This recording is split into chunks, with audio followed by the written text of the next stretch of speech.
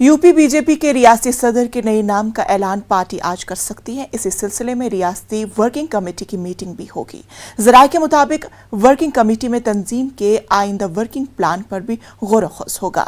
ऐसे में party क़यादत working committee के इजलास से कबल नए सदर के नाम का ऐलान कर सकती है। बताया जा रहा है कि मगरबी यूपी में नए सदर बनने के इम्कानात ज्यादा है। भूपेंद्र चौधरी संजीव बलियान के नाम पर सरफहरिस्त है। BL वर्मा, दिनेश शर्मा के नाम भी ज़ेर बहस है। हरीश द्विवेदी, सतीश गौतम के नामों का भी गौर किया जा रहा है।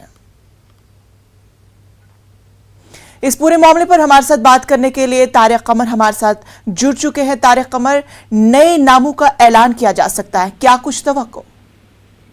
हाँ देखिए, बहुत अहम फैसला करना है आज बीजेपी को, और जाहिर है कई दिन से इस पर बहस भी हो रही है, चर्चा भी हो रही है, और आज जनरल सेक्रेटरी की शाम में मीटिंग भी है, तो उसी के बाद जाहिर है कि ये नाम मुंतखब किया जाएगा और फिर बाकायदा ऐलान कर दिया जाएगा। कल भी मीटिंग है एक अहम। तो देखिए, ये जब से स्वतंत्र देव सिंह को वजारत में शामिल किया गया था उस वक्त से ये तो तय हो चुका था कि नए सदस्य का इंतखाब होगा, लेकिन कई नाम हैं और सब नामों के पास अपने अपने जवाब हैं, और कई नाम बड़े अहम है जिनको शामिल किया जाने के इम्कान हैं, लेकिन किसी भी हतमी शक्ल पर भी मोहर नहीं लगाई जा सकती है, क्योंकि बीजेपी ने इसको सेगाए राज में रखा है।